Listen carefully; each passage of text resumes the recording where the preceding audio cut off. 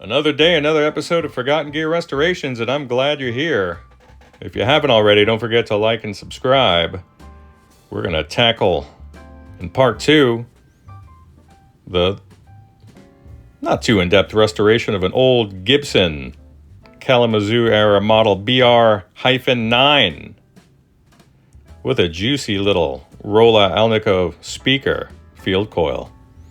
It's juicy. Don't forget to like and subscribe. Bye. Good morning. Let me grab a chopstick. Joe, I figured you'd want to see the inside, right? And then the rest of the gang too. So let's take a peek in here, and then you can see your nice little driver back there. In great shape.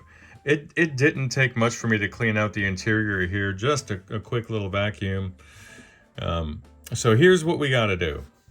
I'm going to replace this multi-section cap can here, your bypass resistor on the cathode there. We'll measure this and see if she's still sitting at 200 ohms.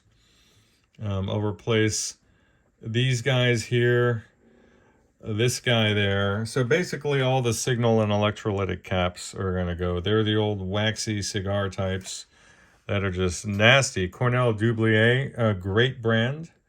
But when you're looking at, you know, a 70-year-old amp, 70-plus-year-old amp, these just have to go.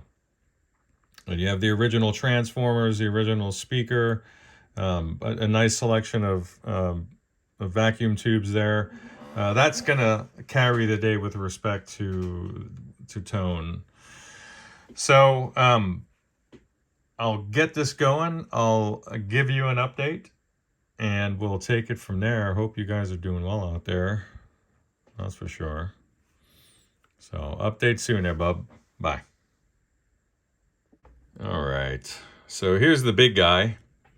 Thankfully, I was able just to clip them off at the body, and then I could reuse these leads for the cap can that's going in. Unfortunately, I'm going to have to destroy this cap in order to remove this mounting bracket because it's swollen to the point where I can't just remove it. Think about, you know, the dude who wears a wedding ring. He puts it on when he's, you know, 19, 20 years old, and then, I don't know, for whatever reason, when he's 45, he needs to take it off while his finger's swollen. Or he's gained weight, and that's what's happening here. You can see, I tried to remove it. It's just not possible, so I'm going to have to cut this away. So my apologies, buddy. Joe, what's up, buddy? Oh, man. I'm going to try to clean that out a little bit more. I didn't mean to land on this as the intro shot, but this over here, I should probably just leave it alone. I have a hard time doing that, but I might. This thing is so old. I mean, vintage. So I'll tell you what's been done. And let me see if I can get you up here. I went ahead and ordered some matched 6v6s. It's really hard for me to show this in a light that makes it look like a clean job, but it really is. We have the new reservoir cap here. Then you have your screens, preamp nodes inside of this multi-section cap can. And by the way, the CE caps are hit or miss. That's just the way it is. But what I do is I test them at working voltage, and I look for even the smallest amount of leakage. This is a nice, healthy multi-section cap can, so she's going to stay where she is. I've had to discard, because I bought these in bulk, I've had to discard quite a few of them. When I say quite a few, I mean if I've bought and installed 100, 2 might have come back, you know. But so having suffered through that, you know, shame on me. You know, a number of years ago, I started testing everyone, and not just these. I test all the caps before I put them in. So anyway, reservoir, screens, preamp, the whole thing. We have on this end your 200 ohm cathode resistor for the 6v6s was crumbling, exposing the little metal bits underneath, and I could probably show that to you. probably show it to you here. It's just crumbling. I mean, I just touched it. And in fact, some pieces of this guy came out when I removed it from the base plate, or the lower board for the amp, or the floor of the amp for the cab. So that's that. These two combined will bring it up another 20 ohms, which is fine given modern wall voltages. And again, remember, everything's plus or minus 10 to 20% sometimes. So we're within that range by quite a margin. Moving on to this side of things. I don't know if I can just... This is not a good video for, you know, cinematic shots. It's a deep chassis and it's hard to get in there. The two signal caps, I have a ton of older orange drop 716s that I got from a retired electronics professor at Orange Coast College. And I hand test all of them for ESR and leakage. Use the Syncor Z meter for that, and then I have some super sensitive instruments for the ESR readings.